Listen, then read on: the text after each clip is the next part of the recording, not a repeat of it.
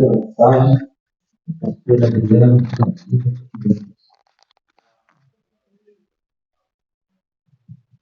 Glória a Deus. Graça e paz, amados irmãos aqui presentes e pela internet apenas mais tarde, né?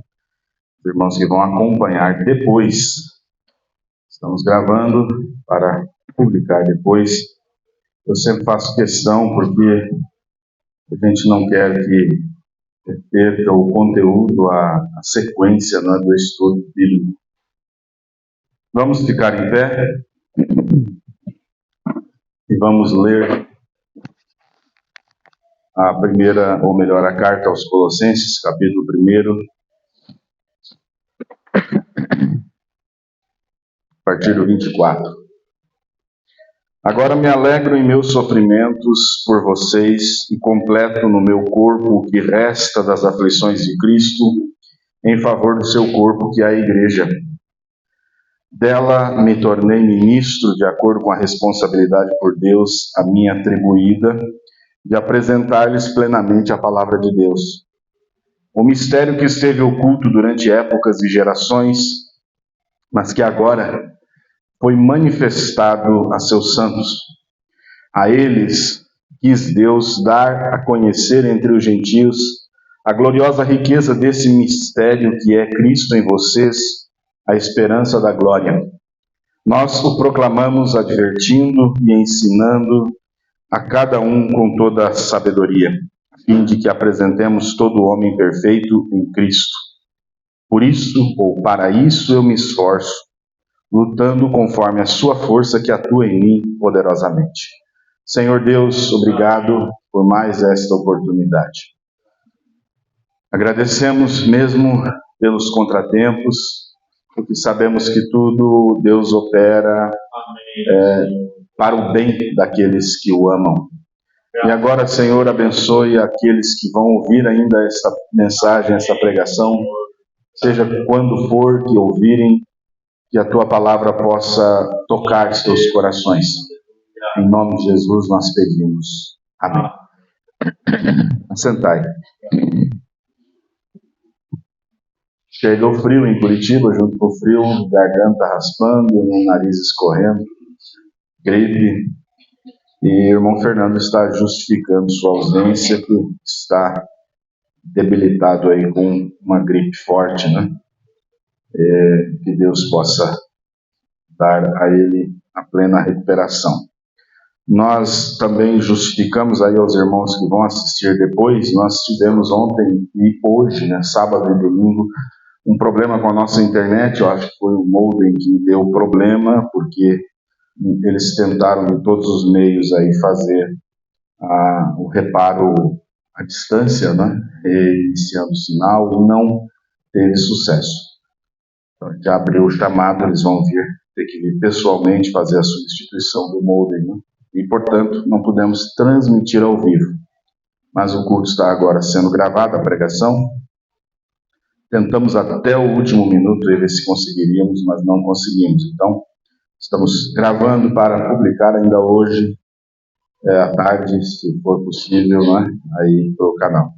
Então, Deus abençoe os irmãos pela compreensão, né? Eu creio que ontem nós tivemos aqui, como estávamos só nós, um grupo pequeno aqui, tivemos um trabalho diferente, né, com os jovens, só estavam os jovens ontem.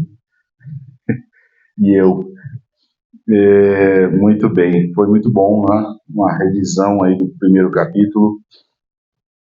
E hoje nós vamos finalizar esse primeiro capítulo e talvez entrar no segundo. Vamos ver se o tempo vai nos ajudar.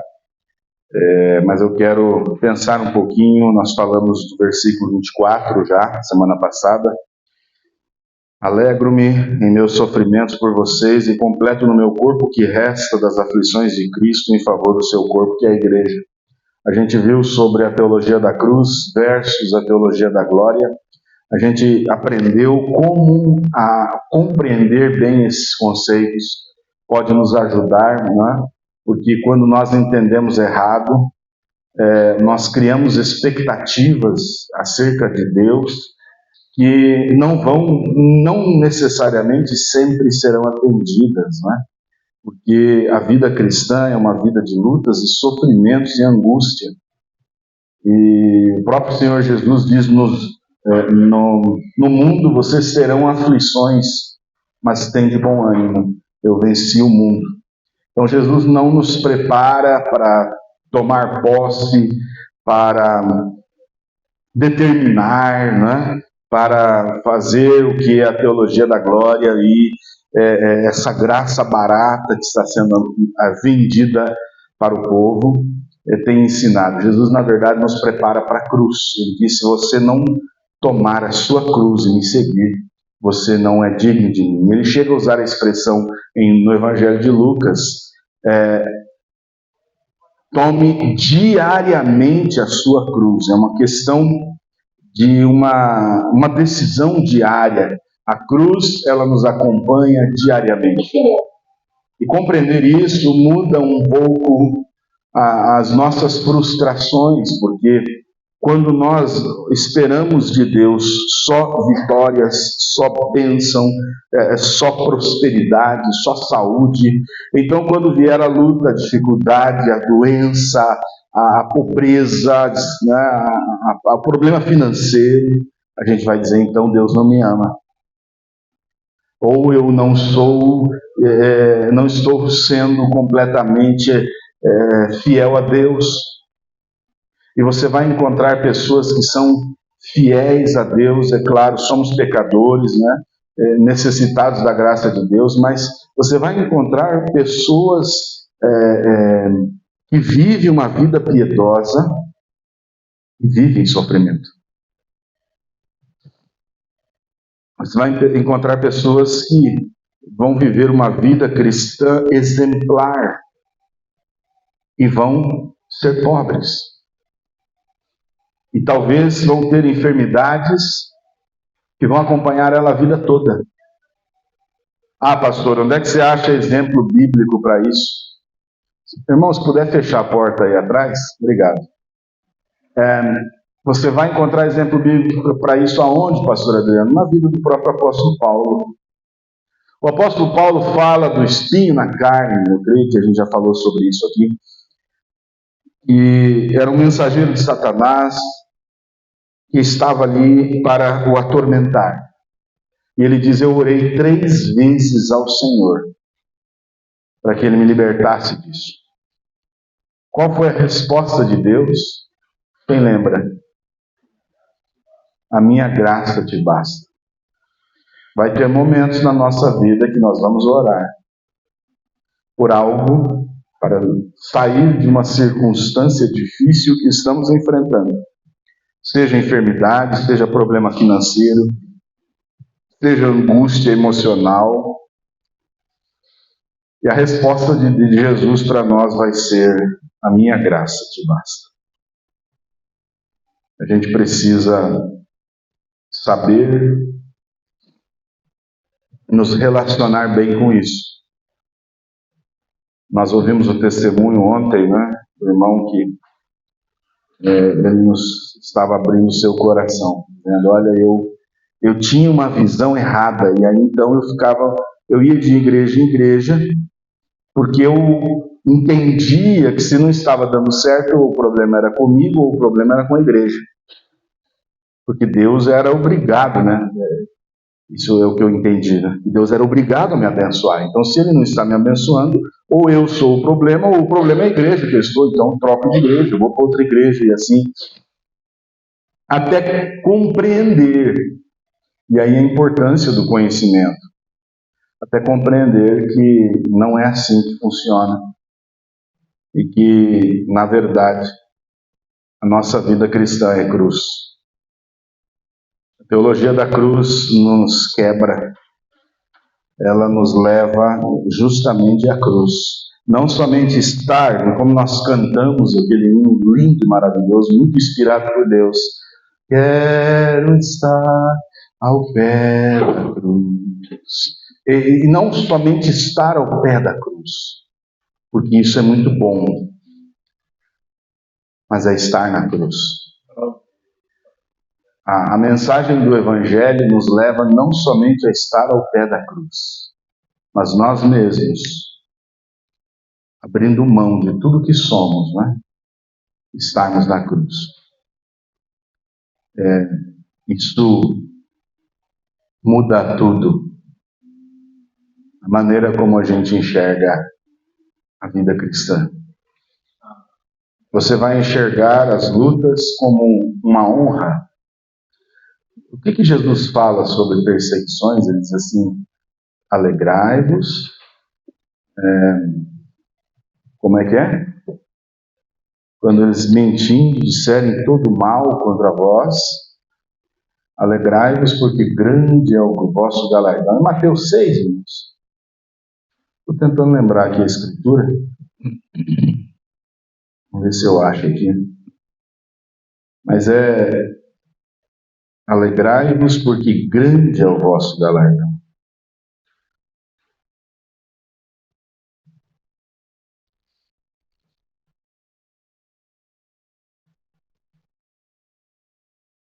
Vamos ver, quem achar aí me avisa. Eu também estou procurando.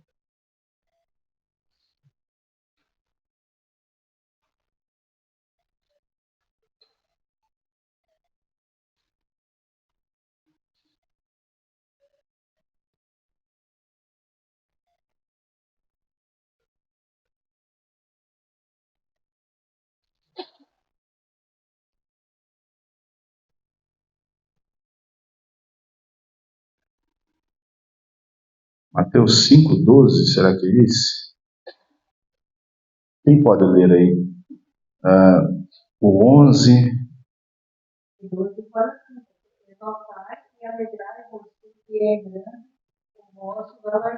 11, irmão. O que diz no 11 antes ali? Bem-aventurados sois vós. Esse. Quando forem injuriar,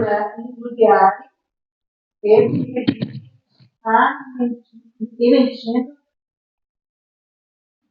disserem todo o mal contra vós por minha casa. Isso.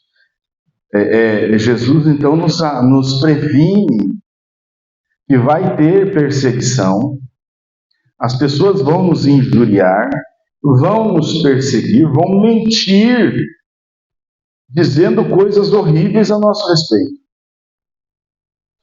Sabe, quando nós tomamos a decisão, irmãos, de ficar por Cristo, eu já tinha lido tantas vezes no texto, né, aquele que não deixar pai, mãe, família, amigos, por amor de mim, não é digno de mim.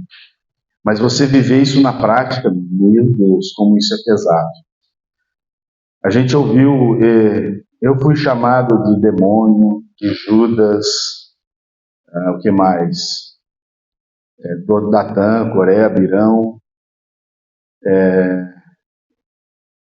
Teve irmão, e olha, irmãos assim que no passado manifestava aparentemente uma grande estima para conosco, né?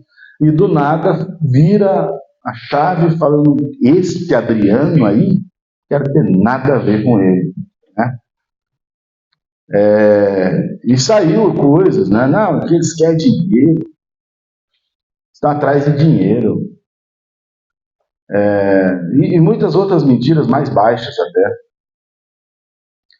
E o que Jesus fala sobre isso? Então tá aí, isso vai acontecer. Não fique triste quando isso acontecer.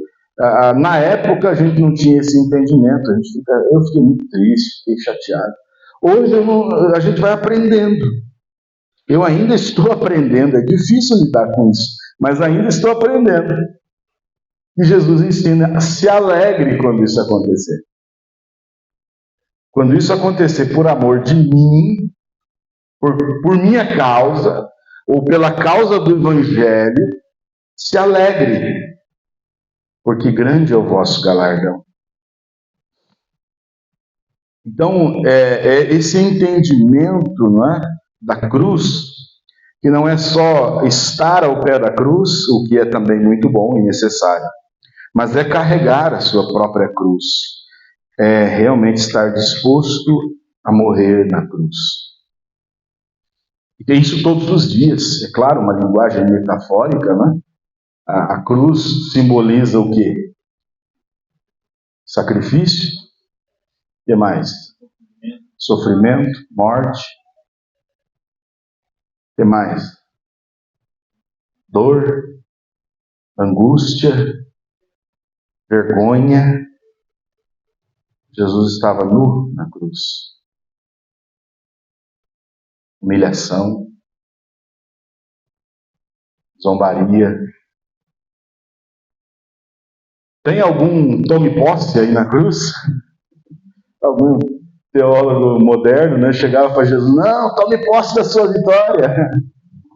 Ali Jesus estava tomando posse da vitória, mas só que não do jeito moderno.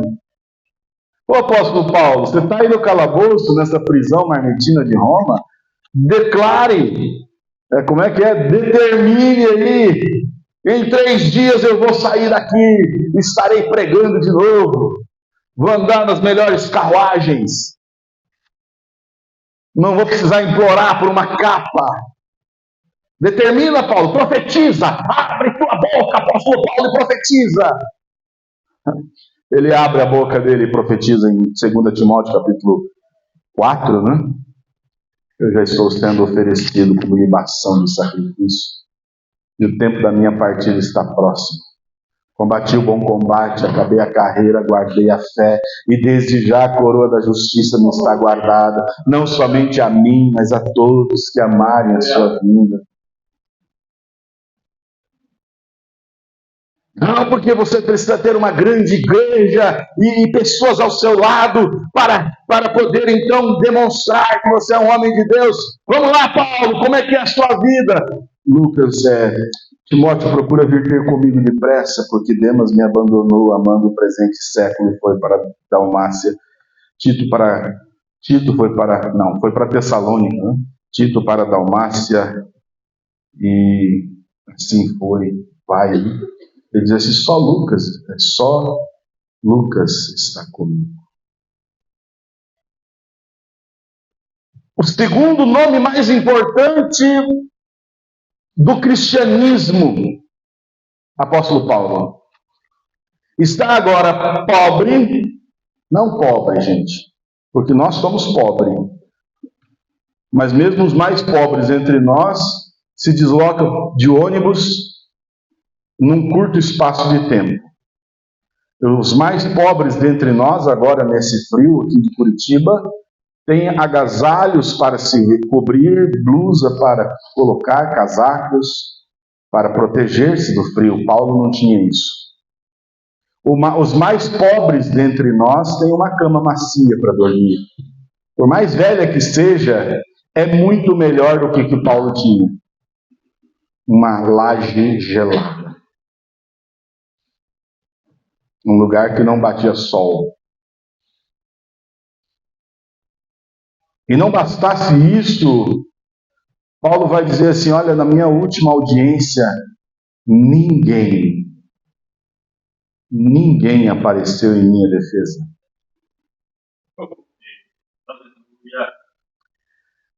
Dizem os historiadores que nos tempos de Nero, que é o período que nós estamos vendo aqui do final da vida de Paulo, havia mais ou menos 500 mil de cristãos. Paulo era o principal nome do cristianismo naquela época. Claro, depois de Jesus, né? Em termos de missão, em termos de ofício ministerial, Paulo era o ministro mais importante naquele momento do cristianismo. Por isso estava preso. E você imagina uma igreja com 500 mil de pessoas e nenhum irmão teve coragem de ir lá para apresentar algo em defesa do pastor apóstolo Paulo. Uau! Aleluia! Paulo vai falando isso, ninguém apareceu. Sabe o que ele está dizendo? Até para Timóteo, isso foi uma pancada, né? Porque ele está falando: nem você, Timóteo, apareceu. Mas tudo bem. Quando a gente lê esse versículo 24, que ele já falou sobre ele, né? Eu me alegro nos meus sofrimentos e completo no meu corpo o que resta das aflições de Cristo. Por quê? Em favor do seu corpo, que é a igreja. Porque aquele processo que ele estava passando traria grandes ensinamentos para a igreja. Era encorajamento para a igreja.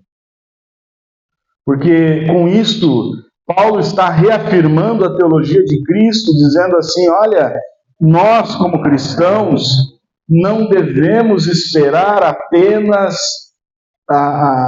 sermos a nata da sociedade financeiramente, saúde, prosperidade, bênção o tempo todo.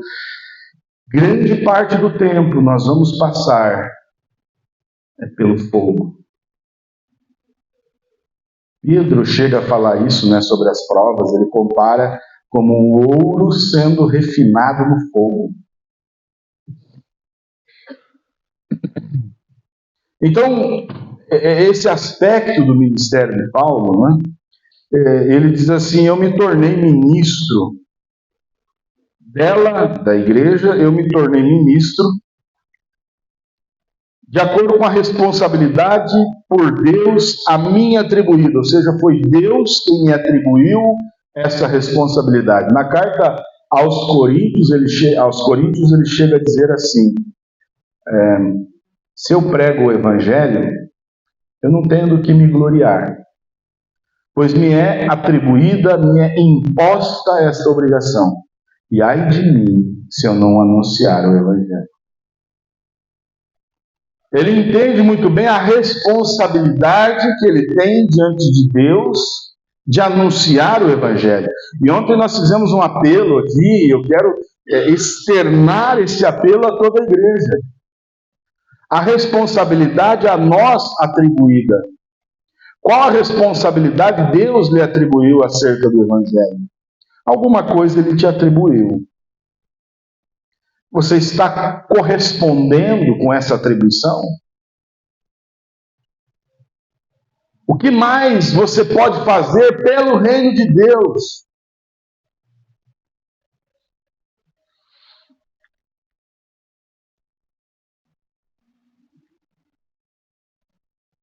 É forte, né?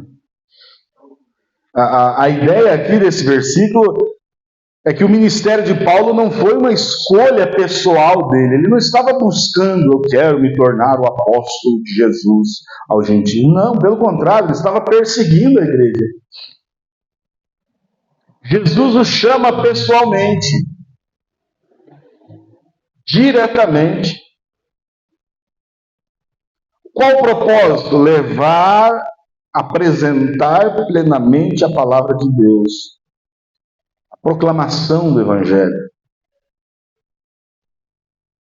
E ele vai falar um dos versículos que eu tenho com grande apreço, que é o mistério que esteve oculto durante épocas e gerações, mas agora foi revelado. A gente ficou muito tempo, irmãos, com essa coisa de mistério. Isso aqui é mistério.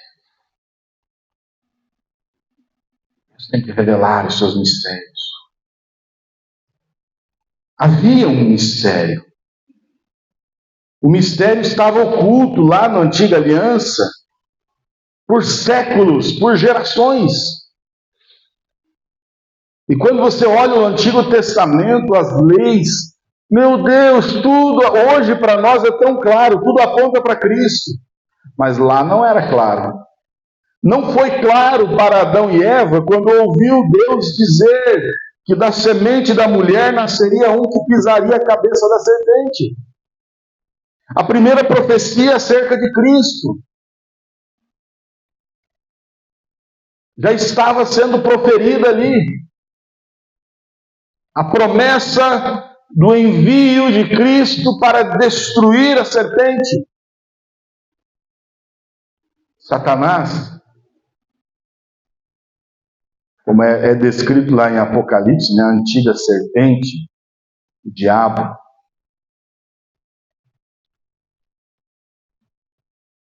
Não ficou claro para eles. Não era claro para os sacerdotes o porquê tinha que matar o cordeiro, se ensanguentar tudo ali, fazendo aquele ritual sanguinário. Por que ele tinha que esparramar o sangue lá no propiciatório? perguntasse para ele, por que você está fazendo isso? Ele só ia dizer, porque Deus mandou. Mas qual o significado disso? Eu não sei. O Senhor manda fazer. E nós obedecemos. Mas aquilo ali já estava anunciando a vinda de um cordeiro, o cordeiro de Deus que tira o pecado do mundo. Então lá atrás aquilo era mistério, eles não sabiam. Quando Jesus veio, isso, gente do céu, o Calvário é a cena mais tremenda que esse universo já viu, porque no Calvário tudo se resolve.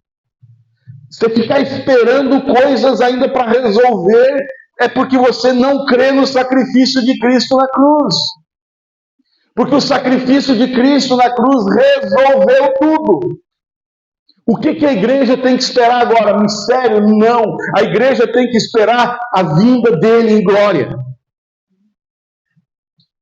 Isso é o que nós esperamos. Quando ele vier em glória. Nossos irmãos do passado entregaram suas vidas nas arenas. Eram fritados vivos, eram colocados vivos em chapas quentes de ferro, com fogo embaixo. Eram trucidados por leões, esperando o quê? Resolução de mistério? Não. Esperando a vinda de Cristo em glória. Enquanto ele não vem, se for preciso dar a minha vida em favor dele, eu vou dar. Quantos cristãos estão sendo mortos hoje? Vai no Paquistão, nesses países muçulmanos, você vê. Recentemente saiu a notícia, acho que foram 50 ou 70 cristãos que foram degolados. Estou tentando lembrar o país que foi.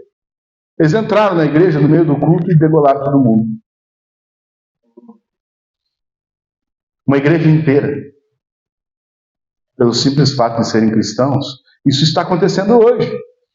Mas nós aqui estamos tão confortáveis que nós não nos damos conta da realidade do que o Evangelho está enfrentando hoje. A tamanha batalha, a tamanha guerra que nós estamos vivendo hoje. O diabo nos amarrou. O diabo amarrou a igreja, colocando o Instagram, TikTok na mão dela. Isso acorrentou você. Aquele crente que era para estar de joelhos, agora está acorrentado. Às novidades, aos vídeos, ao rolar a tela. Enquanto do outro lado do mundo as pessoas estão sendo mortas por simplesmente terem uma Bíblia. Simplesmente o fato de carregar uma Bíblia é crime, passivo de morte. E você está preocupado com isso? Não. Deveria. O seu coração missionário deveria ferver. Sabendo que há países como a Tailândia, por exemplo, que o 97% da população não é cristã. Já parou para pensar? 3% da população é cristã. O resto é budista, muçulmano e tantas outras religiões, mas com a força maior o budismo. Há muitos países em que ainda não foram alcançados.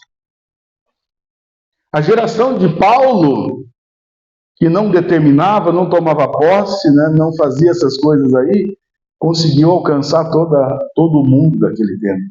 A nossa mal consegue alcançar os vizinhos.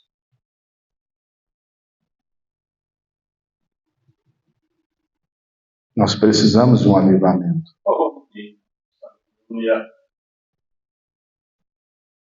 O Brasil precisa de um avivamento.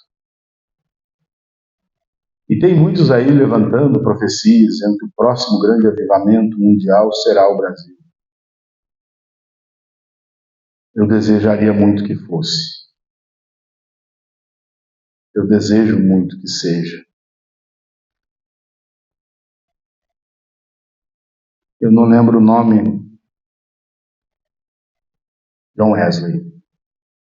Dizem na história que um grupo de seminaristas foi visitar o seminário, o quarto, onde John Wesley passou muito tempo de sua vida.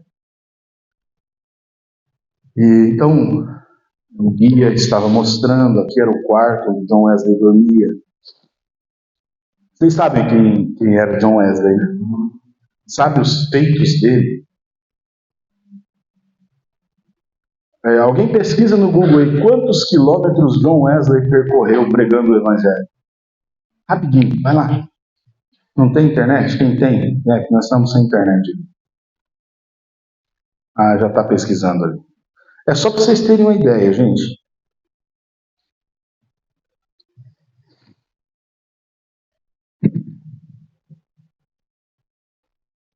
Hã? Quantos quilômetros? 400.000 quilômetros. Espera aí, 400.000 quilômetros em 50 anos. O meu carro está com 180.000 quilômetros. E olha que eu não estou usando ele só para viagem. Você está entendendo? O carro. Só que John Wesley não dispunha de carro, de avião, nem de bicicleta, viu, Washington? Nem de bicicleta. John Wesley não dispunha disso. Isso foi feito a pé. Isso foi feito no lombo de um cavalo. 450.000 quilômetros. Em 50 anos, divide aí 450.000, divide por 50. Quem está com o celular aí? 45, 9 mil por ano? Não. Ajuda aí, gente. 450.000 divide por 50. 9 mil por ano. Isso só pregando o Evangelho. Se você calcular e dividir isso pelo tempo que gasta uma viagem a cavalo, você vai ter quantas horas você gastaria para percorrer 9.000 quilômetros? Quantas horas se gasta no lombo de um cavalo? Você sabe que cavalo não é carro, né? Você enche o tanque e chega o rei, vai na velocidade. Não, o cavalo ele é um ser vivo. Você tem um período que você vai andar com ele, você vai ter que parar para ele descansar, para ele comer, você tem que tirar os arreios, né, sela, para ele descansar também. É assim ou não é? Meu pai viajou a cavalo, né? O cavalo não aguenta fazer 100 km no dia. Então não dá para fazer 100 km no dia, daí um experiente. Ele viajava carregando porco, tocando porco. 60. 60 quilômetros no dia.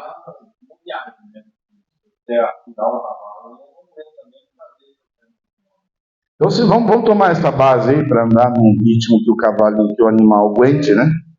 Vamos pensar num cavalo puro sangue, um cavalo de raça, de qualidade aí que faça 80 quilômetros por dia.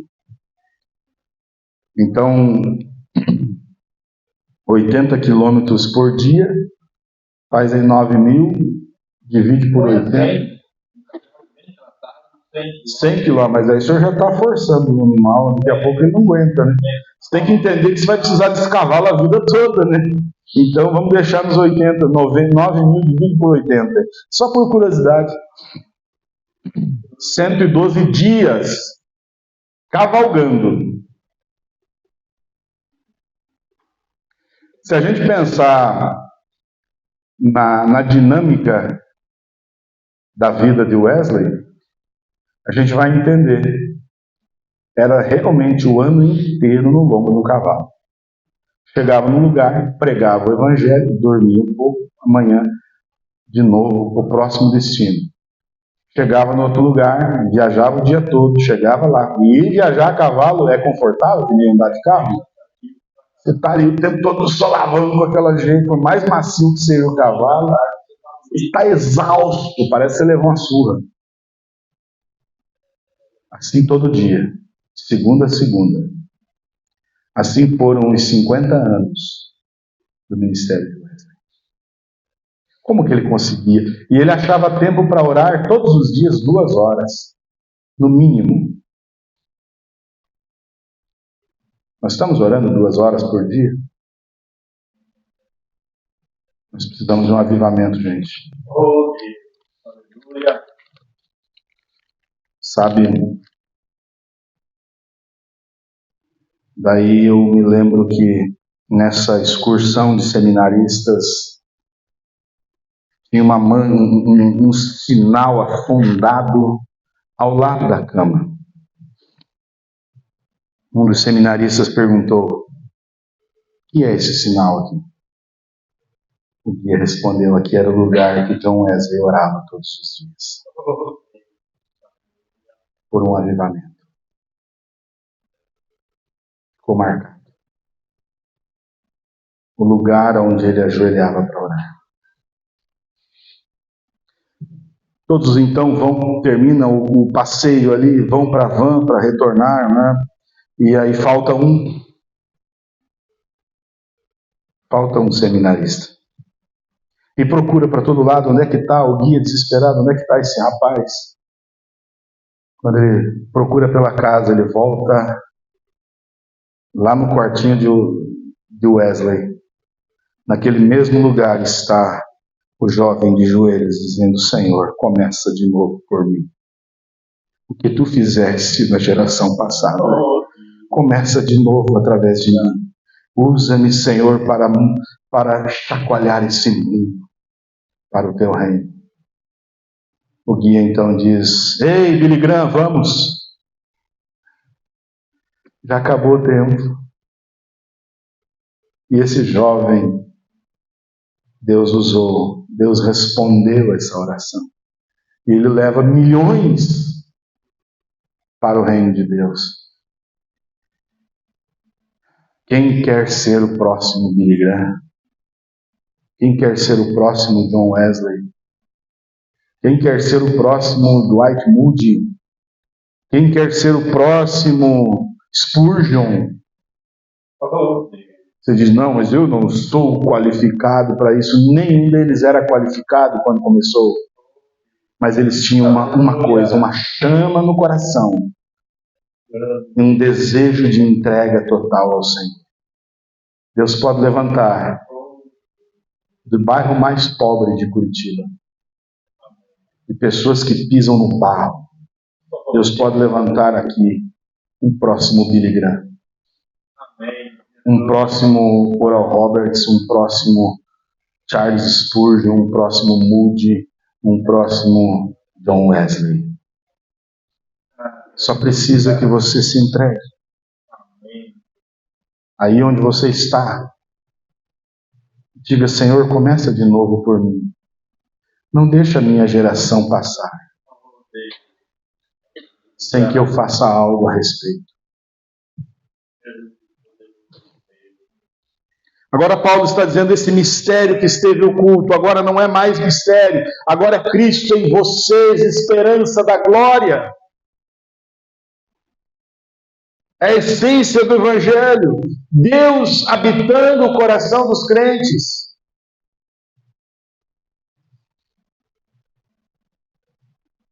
Cada cristão é um portador do Evangelho.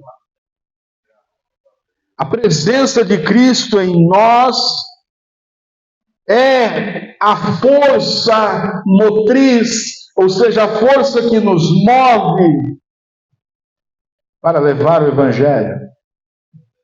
E é o que faz a diferença, viu?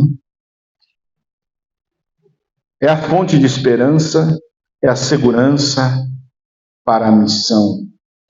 Lembra que a gente pregou já sobre isso? Você tem uma missão, você não está aqui por acaso.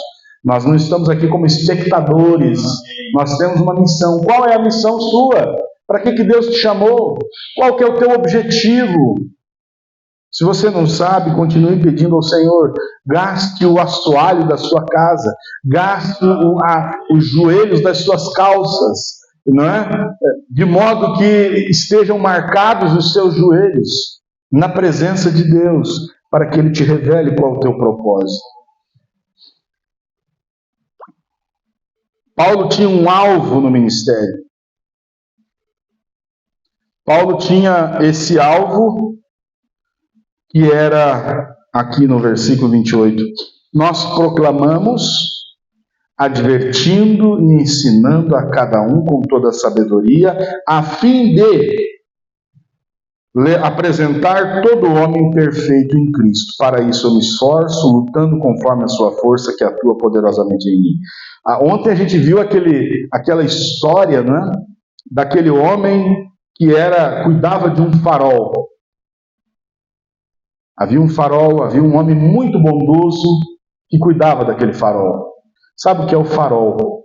É aquele instrumento que fica aquela luz acesa para que em tempos de tempestade os navios saibam que ali é terra firme e, portanto, não vão para aquela direção. Se eles veem o farol, eles sabem que ali é terra. Entende?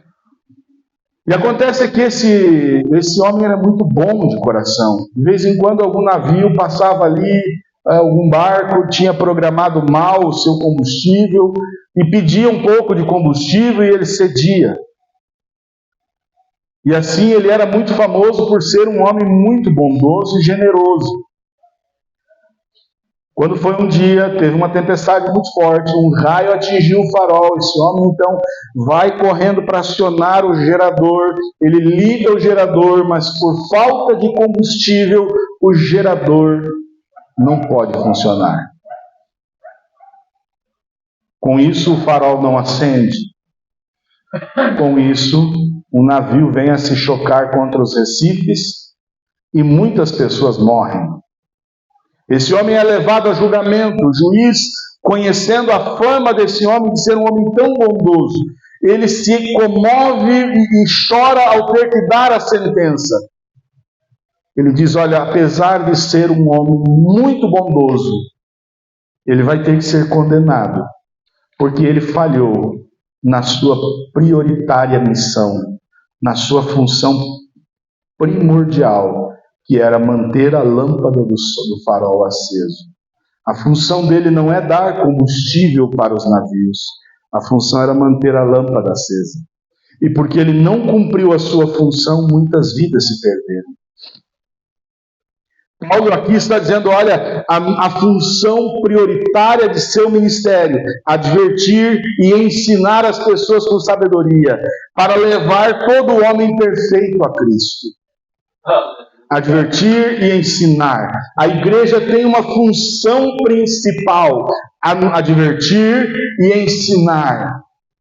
E se você falhar nessa missão, muitas almas vão se perder.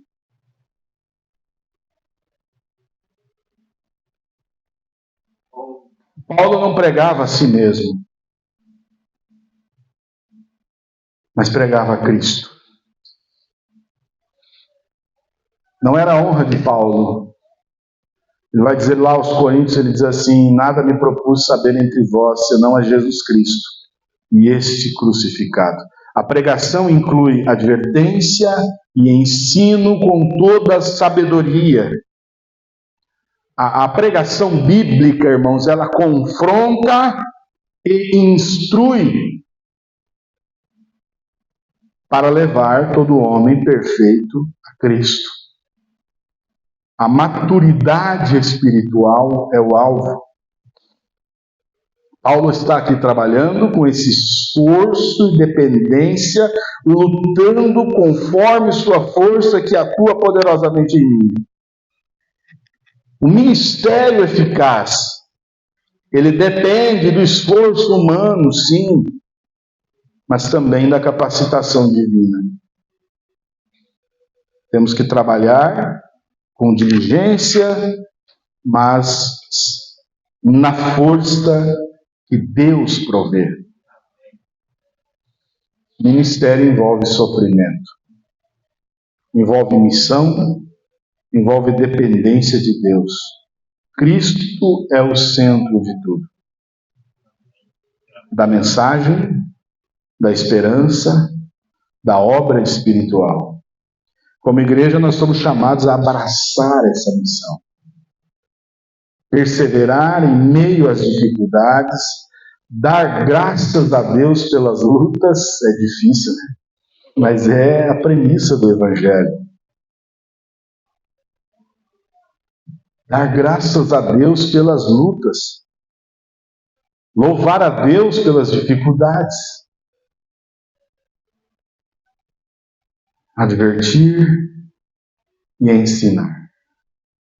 Advertir e ensinar. Para que todos atinjam essa maturidade espiritual. Querido Deus, eu agradeço ao Senhor por mais esta oportunidade que o Senhor nos tem dado.